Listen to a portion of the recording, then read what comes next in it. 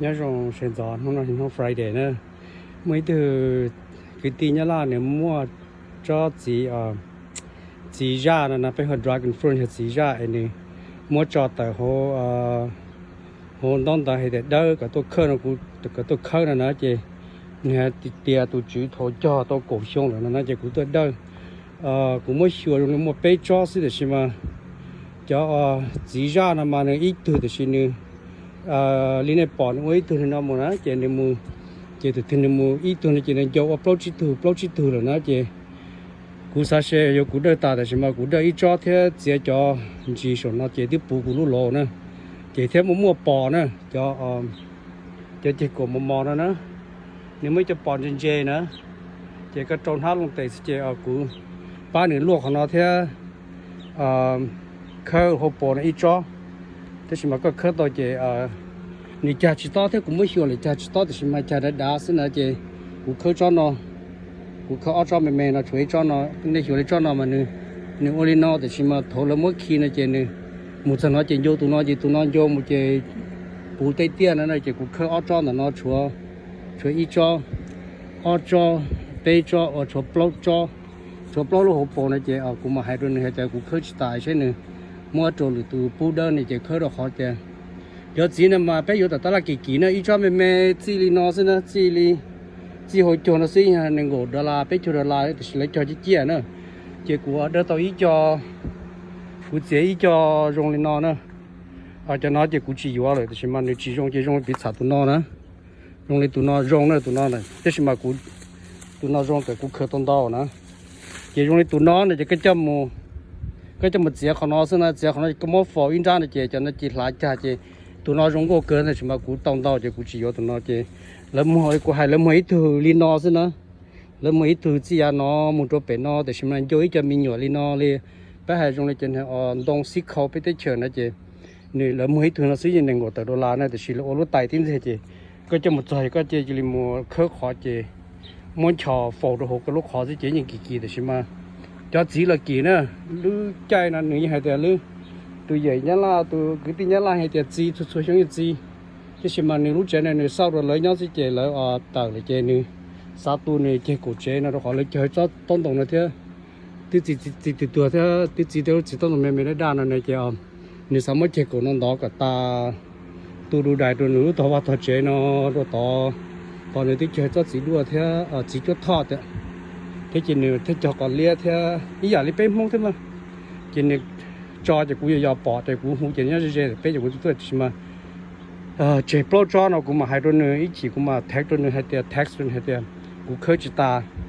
thế rồi cũng chỉ khơi một tụ bớt số nó tua lại thì mà cho nó theo số bé pro tuần gì rồi rong cho một trời tua này chứ cho nên một rồi tụ thế cũng tự lo đó đủ nó đôi nữa chứ cũng tự hồ tao ít bớt nó đôi nữa chứ nếu lúc có cú nào hồ ít bớt cho nó đôi nữa chứ nên mà lấy một trò thông khí nhớ nữa chị cũng chỉ bao nhá là cũng chờ chân rõ là thế cũng tính cho lên long chân rõ thì cũng chỉ bao nữa cho phong nhiệt sinh để bao chỉ được họ tiền rong lên ma là rong lên xa là chỉ cũng chỉ bao thì mà rong cờ lió rồi cho nó phá đó thì mà ô lê của hai này cho dragon fruit này chỉ nên lá lên nó nè nếu tôi chỉ nên tôi cho chỉ nên vô lên nó nè nên vô ở trên này chỉ nên vô một nó chỉ cho cũng chỉ tao bỏ lút gì cho thì mà lấy mua của lấy mua kỳ nữa ít phao này như trâu xa đô la chỉ có ít lú rồi ít tiền này nếu mua nếu tôi bao trong có chỉ bốn lú xem mà thì mấy chỉ bốn lú xí này có ít lú này như cổ từ đô la nó chỉ có một phù hộ nữa ít cho nhà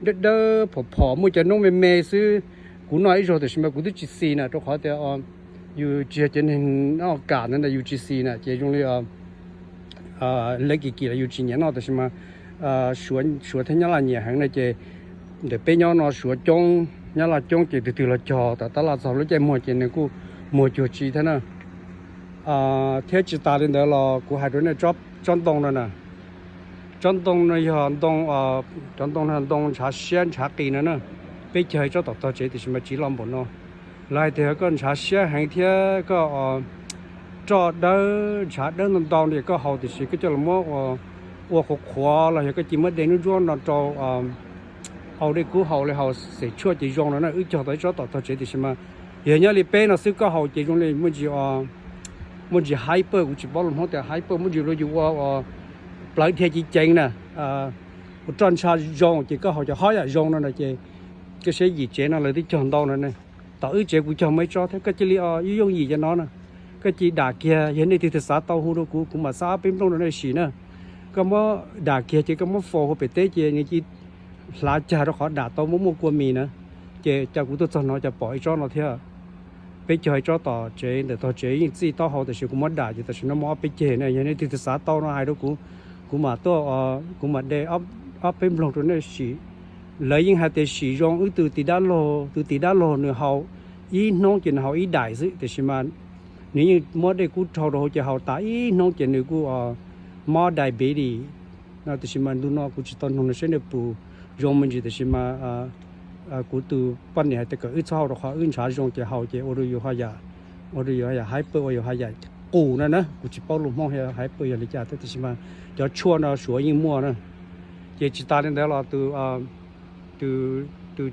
chỉ chế nhau nó chỉ cho ít gió chỉ nó rồi chỉ lử chỉ là chỉ mặc làm nhài cũng cho ok chỉ cũng cho nên mua xua cũng lúc lô cũng mua chế nữa cũng tôi hay cũng tự chế để từ cái tì nhá là nó chỉ trồng nó nhá là nhau sẽ lấy nhưng nhau vào chế thì nó xa cơ thì tạo phụ cơ theo xó xí chỉ cũng tự chế đồng đào hàng nữa cũng mà hai đứa này hai tiệt cũng giờ thì nó sẽ chỉ cũng mua cũng lúc bắt từ lô nó khô đến giờ bờ nó cho họ nữa luôn chạy cho họ bờ nó cho rong rong thì ta cô ta lại cô hai nữa nó chỉ cho một trò thế này rong nó để cho một khơi chỉ cho cũng thì sẽ tới cho rong nó đó họ chỉ cũng chỉ giờ thì nó sẽ cho một trò sẽ bự chia luôn họ chụp luôn họ bỏ bên này giờ rong nó là cho họ bù này cha chỉ lo thế nào cho nó thế mà cú lầu thế cho nên hay là cổ hiông này chị mà trong cho sẽ bị chia mà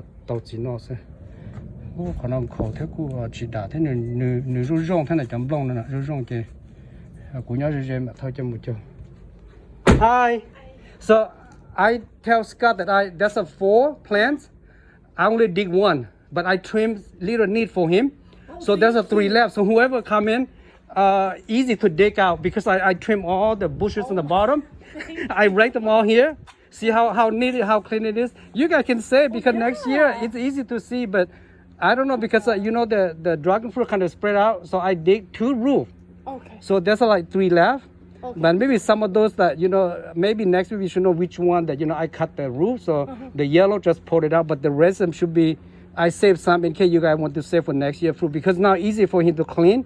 It's not dirty inside. Just I reckon here, so it's easy to see. But if he want to give away, the next person, maybe easy for the person to dig it out because whoever planted, they how they tie to very good, right? They tie to the poles to some kind of metal. But I only take 2 plant, and I take the thing that the brand I think I can grow, but the rest of them in here so he can just rake and put the dumpster. Okay. Very good corner though, very good. You guys just need to maintain like my house. My wife didn't do anything, but I keep it clean. I keep it clean. We live right here on by K-Mark on cul-de-sac. So our backyard spotless. Our neighbor have big trees. That only thing, and we have squirrel, we have parakeet. You know those parakeet that flew by? Yeah. Oh my God! When they come to our backyard, 100 of them. But our backyard we have tangerine, we have orange juice, we have these too. You know this, right? I actually don't. You know what? I'm not a plant person. No, this is medicine. Oh, it is? I saw it. It's our dentist gift us the Chinese. This is for people that high blood pressure or high cholesterol. Oh. It's like tea, but my wife and I we cannot take it because it make you more hyper. If we normal, but if you have diabetes or high blood pressures, you pick the leaf, you make it dry like treat like a tree. Or because my sister-in-law drink it, because she had diabetes, I don't know, one of those that not contagious that much. So she drink each day. She drink 1 leaf, and you peel just like tea. You boil water. Yeah, I grow one in the backyard, and it's easy to plant. Yeah, so yeah. What you do, they just break one. You just break a little milky though. You know the what you call the skin, the outside, little milky, or you do just cut a little bit. You break, and then you dig in the dirt, and then keep water, and because the milky thing actually become roof, and then it just Oh. goes so. So grow base. Yeah, it grow base. So you do when it rain, when your land is moisture, you just cut and stick.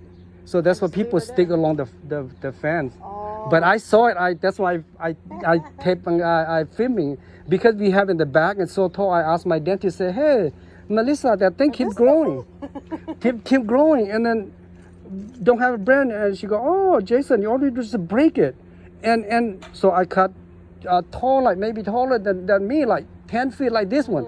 So I chop them all off, and I stick like 5 in a row, so 3 of them grow. Wow. The other that's 2 do good. not grow because the middle, remember? They don't. I don't think they have live eye to alive. So I plant 5 with the original mothers. So now I have 3 die. I have 4 in a row, very pretty, wow. and the main has more branches.